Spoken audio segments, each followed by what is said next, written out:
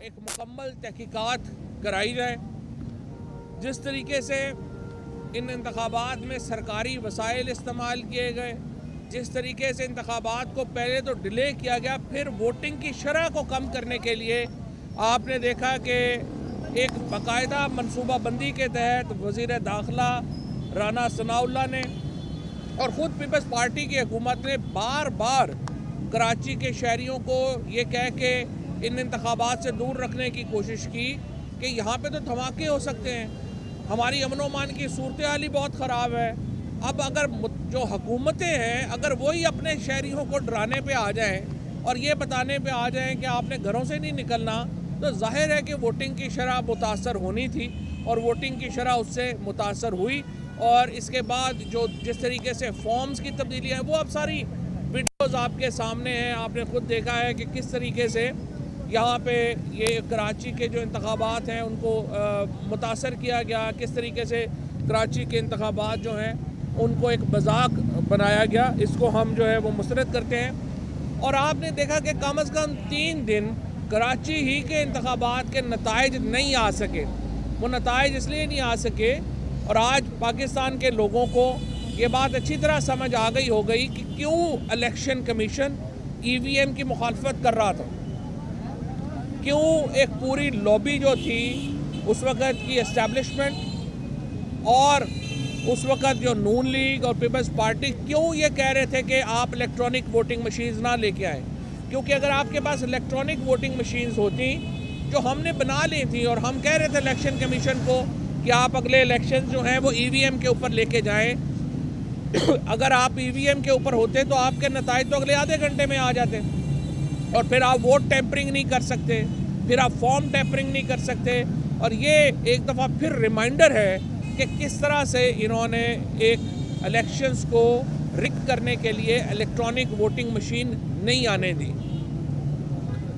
इसके बाद मैं आपको बता देना चाहता हूँ कि आज जो है अब से कुछ देर के बाद खैबर पख्तूनख्वा की असम्बली की तहलील जो है वो हो जाएगी और खैबर पख्तूनख्वा की असम्बली की जो तहलील की समरी है वो अब से कुछ देर के बाद खैबर पख्तूनख्वा के वज़ीर आला गवर्नर साहब को भिजवा देंगे। मैं गवर्नर साहब से उम्मीद करता हूँ कि वो आइन के ऊपर अमल दरामद करेंगे और जिस तरह पंजाब के गवर्नर ने 48 घंटे इंतज़ार किया, आप इंतज़ार नहीं करेंगे और असम्बली को तहलील करके हम इंतखाबात की तरफ बढ़ेंगे। ये दोनों वो वादे थे जो इमरान खान ने 26 नवंबर को रावलपिंडी के जलसे में किए थे और अल्हम्दुलिल्लाह हमें अल्लाह ने ये तौफीक दी कि हम ये वादे जो हैं वो पूरे कर पाए। पाकिस्तान के अंदर तो आपको पता है क्लर्क की नौकरी कोई नहीं छोड़ता, उसके लिए जो है और आपको पता ही है जो एक्सटेंशनों के लिए जो कुछ होता है। ये इमरान खान और तहरीक इंसाफ है कि जिसने 2 हुकूमतों को ठोकर मारी और कहा कि हम अवाम के पास जाएंगे वोट लेने, और ये तहरीक इंसाफ का एतमाद ज़ाहिर करता है अवाम के ऊपर। ये तहरीक इंसाफ के उस कॉन्फिडेंस की अलामत है जो हम पाकिस्तान के अवाम के ऊपर रखते हैं और जो सपोर्ट पाकिस्तान के अवाम में इस वक्त तहरीक इंसाफ की है, ये उसका एक इजहार है। लिहाजा आज दोनों असम्बलियाँ पंजाब के बाद खैबर पख्तूनख्वा असम्बली जो है वो भी तहलील हो जाएगी। हमने जो पार्लिमानी पार्टी है पंजाब के लिए वो मियाँ असलम साहब की सरकर्दगी में जो है वो कायम कर दी है और स्पीकर साहब जो हैं वो पार्लिमानी पार्टी का लिख देंगे। जो अभी मुझे पता चला है कि नाम जो आए हैं हुकूमत की तरफ से, मुझे नहीं लगता कि वो कोई संजीदा नाम है, वो तो ज़ाहिर है एक मजाक ही है अगर उन्होंने यही नाम दिए हैं जो ज़ाहिर अभी हमें नहीं कम्युनिकेट हुए। हमने जो नाम दिए थे वो संजीदा नाम है और हम समझते हैं कि आप उन नामों के ऊपर इत्तफाक़ राय होना चाहिए। आज मैं पहले इंटरव्यू सुन रहा था मलिक अहमद साहब का, उन्होंने भी कहा कि जो PTI के नाम हैं वो संजीदा नाम है और उनमें फ़्लेक्सिबिलिटी हो सकती है। मेरी नज़र में मैं अब भी दरख्वास्त करूँगा नासिर खोसा साहब से कि वो अपना फ़ैसला तब्दील करें और इसके ऊपर ये पाकिस्तान के लिए एक उनकी कंट्रीब्यूशन होगी। आई कैन इमेजिन कि मुश्किल काम है, इसमें कंट्रोवर्सी होती हैं, सियासी कंट्रोवर्सीज़ हैं। नासिर खोसा साहब, अहमद नवाज़ सुखेरा साहब, दोनों बड़े क्रेडिबल नाम हैं। अहमद नवाज़ सुखेरा साहब ने हमारे साथ भी काम किया है और वो मौजूदा हुकूमत के कैबिनेट सेक्रेटरी हैं। सो आप इमेजिन कर सकते हैं कि वज़ीर-ए-आज़म का भी उन्हें पूरी तरह एतमाद हासिल है। और इसी तरह से नसीर साहब जो हमारा तीसरा नाम है, उनके ऊपर भी जो इस वक्त चौधरी शुजात साहब का और जो बाकी इस वक्त हुकूमत में लोग शामिल हैं, उनका करीबी उनसे एतमाद का ताल्लुक़ है, तो उनके ऊपर भी कोई मसला नहीं होना चाहिए। लेकिन जो दोनों ब्यूरोक्रेट्स हमने सेलेक्ट किए हैं, नासिर खोसा साहब और अहमद नवाज सुखेरा, पूरी ब्यूरोक्रेसी और पाकिस्तान के लोग जो हैं वो यकीनन उनकी इंटेग्रिटी के ऊपर, उनकी जो एक कद है पाकिस्तान की सिविल सर्विस के अंदर, उससे वाकिफ़ हैं। और मेरी ख्याल में वो उनमें से अगर किसी पे भी इत्तफाक हो जाए, ये बड़ा खुशाइंद होगा और हम इसके ऊपर जो है वो आगे बढ़े। इसके साथ साथ हमने आज जो इमरान खान साहब की JIT को जिस तरीके से कवर अप किया जा रहा है, उसके ऊपर सीनियर लीडरशिप ने बड़े अफसोस का इजहार किया है। हम ये देख रहे हैं कि मुसलसल पहले आप देखें इमरान खान के ऊपर हमला हुआ, 1867 से ये कानून है कि जो कंप्लेनेंट है वो FIR करवाता है। 150 साल की तारीख में पहले इमरान खान और फिर आज़म सवाती के लिए ये कानून तब्दील कर दिया गया। कंप्लेनेंट को हक नहीं है कि वो FIR कराए, पुलिस खुद FIR कराने चली गई। उसके बाद JIT नहीं बनने दे रहे थे, बड़ी मुश्किल से JIT बनी। उसके बाद JIT के मेंबरान को ताकतवर हलकों की तरफ से पैगामात आए कि आपने ये करना है, ये नहीं करना। JIT वाले बेचारे जो हैं वो भाग गए। लोग JIT का मेंबर बनने को तैयार नहीं है। ये इस मुल्क में रूल ऑफ लॉ का हाल है, ये इस मुल्क में प्रेशर का हाल है। चाहे वो अरशद शरीफ का तहकीकाती कमीशन हो, उसका भी हाल आप देख ही रहे हैं जिस तरह का वो चल रहा है। और ये इमरान खान का जो जॉइंट इन्वेस्टिगेशन टीम है, इसमें भी आप देख लें। ये पाकिस्तान में, इसीलिए हमने पहले भी कहा था, हम फिर ये समझते हैं कि चीफ जस्टिस साहब, इमरान खान के ऊपर हमला कोई एक आम बात नहीं है। ये पाकिस्तान के साबिक वज़ीर-ए-आज़म के ऊपर, पाकिस्तान की सबसे बड़ी सियासी जमात और इंशाअल्लाह पाकिस्तान के अगले वज़ीर-ए-आज़म को एलिमिनेट करने की साजिश है। ये जिस तरीके से आपने इसके नतीजे में पाकिस्तान को शदीद नुकसान होगा। पाकिस्तान की जो एक समझिए कि जो हमारी पॉलिटिकल एक हमारा जो माहौल है वही तबाह व बर्बाद हो जाएगा। ये इमरान खान जो पाकिस्तान के इंशाअल्लाह अगले वज़ीर-ए-आज़म हैं, जिस तरीके से उनको एलिमिनेट करने की कोशिश की गई है, उसके ऊपर हम मुतमईन नहीं हैं। और हम ये समझते हैं कि जो तफ्तीश हो रही है उसके ऊपर हम मुतमईन नहीं हैं, और उसमें ज़रूरत है कि उसको चीफ जस्टिस साहब उसका नोटिस लें और इसके मुताबिक जो है वो आगे बढ़ा जाए।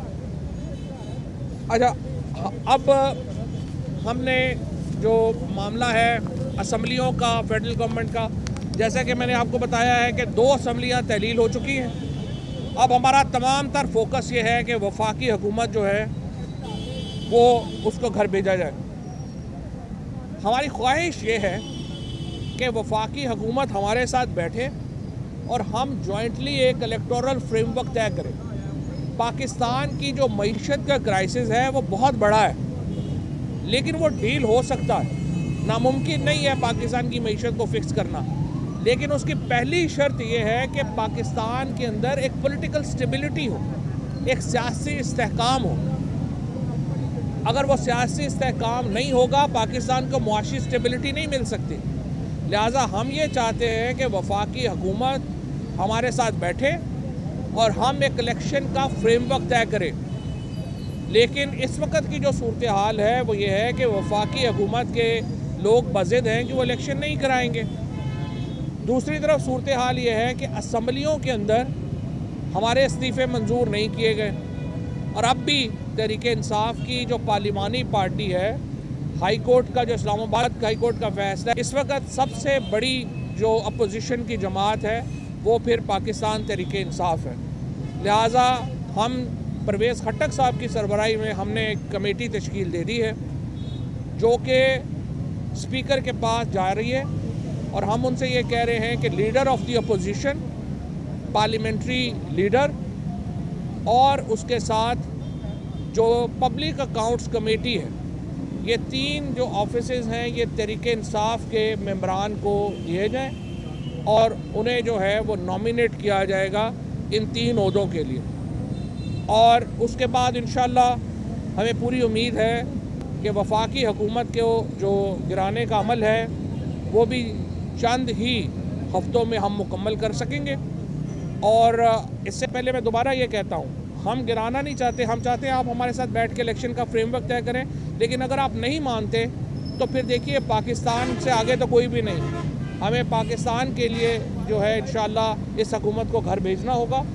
और पाकिस्तान में इलेक्शन जो है वो 90 दिनों से एक दिन भी आगे नहीं होने चाहिए।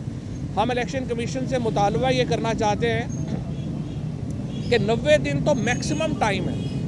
हम ये आपसे मुतालबा करते हैं कि आप रमज़ान शुरू होने से पहले पंजाब और केपी में ये इलेक्शंस करवाएं। और इसी तरह से जो फेडरल गवर्नमेंट है वो अगर जल्द डिज़ोल्व हो जाती है तो फिर सारा प्रोसेस जो है वो रमज़ान से पहले मुकम्मल होना चाहिए।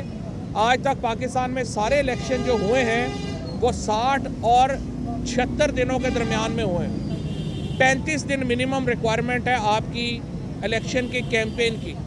लिहाजा बहुत अहम है कि आप ये इलेक्शन जो हैं ये फौरी तौर के ऊपर यहाँ कराएं और वो रमज़ान से पहले करवाएं ताकि लोग फिर इबादत में अपनी इस इत्मीनान के साथ जा सकें कि पाकिस्तान अब इंशाअल्लाह महफूज हाथों में है और अल्टीमेट फैसला पाकिस्तान के लोगों को करना। प्रायोरिटी एरियाज भी बता दें जिस पे वर्किंग शुरू कर दें। डेफिनेटली वो नहीं मानेंगे तहरीक इंसाफ तो मामला इलेक्शन कमीशन में जाएगा। वहाँ पे अगर उनके हक में फैसला हो गया तो आपके पास ऑप्शंस क्या हैं? देखिए ना, पहले तो ये मामला जाना है पार्लिमानी कमेटी के पास। पार्लिमानी कमेटी में ये डिस्कशन होगी। वैसे अभी तक हमें चूँकि ये नाम नहीं आए, मुझे ये लगता है कि ये किसी ने मीडिया में ऐसे जो है ना वो लतीफ़ा छोड़ा है। मुमकिन नहीं है कि इतने गए जो आहद चीमा साहब का आप नाम ले रहे हैं। आहद चीमा साहब तो नैब के केस में को एक्यूज़ नजर था इनके शहबाज शरीफ के। और इसी तरह से जो मोहसिन नकवी साहब हैं वो तो सारे करने कराने वाले हैं।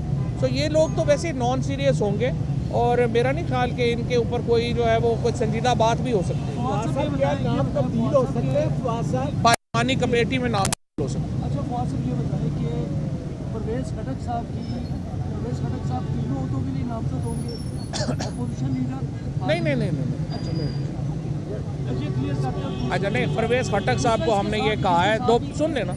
परवेज़ खटक साहब को हमने ये कहा है कि वो और आमिर डोगर जो हमारे चीफ व्हिप हैं, इनको हमने ये कहा है कि आप स्पीकर साहब से मिलेंगे, आप उनसे ये कहेंगे कि ये तीनों ओहदे जो हैं वो हमें दिए जाएँ। उसके बाद इमरान खान ज़ाहिर नॉमिनेट करेंगे तीनों ओहदों के लिए जो है वो होना है।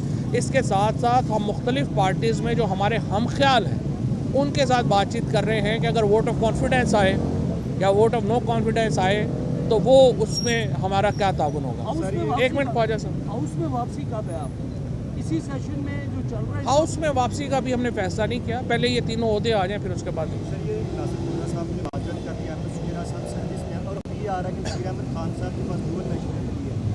किसके पास? जो आपका तीसरा नाम नहीं, पहली बात तो आप देखिए आर्टिकल 224 अगर आप पढ़ लें साथ, उसके अंदर जो क्वालिफिकेशंस हैं केयर टेकर की वो सिर्फ एक है और वो ये है कि chief minister of leader of opposition का कंसेंसस होना ज़रूरी है। जो डुअल नेशनलिटी वाला बंदा जो है वो भी बन सकता है और जो सर्विस में है वो भी बन सकता है। लेकिन अहमद नवाज सुगैरा साहब ने फैसला किया है कि वो जल्द रिटायरमेंट जो है वो इससे पहले ले लेंगे, लेकिन इसलिए वो जो क्वालिफिकेशन पार्ट है वो उन पर अप्लाई नहीं होता। ये बातचीत की बात कह रहे हैं, बार राना सुना ये बयान दे रहे हैं कि हम इमरान खान को जो है गिरफ्तार कर रहे हैं। तो आपको लगता है कि बयान की हद तक है या वाकई कोई अपनी काम करने जा रहे हैं? ये राना सना चुन्नू है या मुन्नू है? ये जो भी है ना, ये पहले बयान दे रहे थे कि वो लाहौर से नहीं जाएंगे जब तक पंजाब की हुकूमत पता नहीं कर लेंगे। और उसके बाद जो है ये आपने देखा ही है। मुझे तो जो हालात लग रहे हैं नून लीग के, मुझे तो लग रहा है राना साहब को पंजाब की सदारत भी कुर्बान करनी पड़ेगी।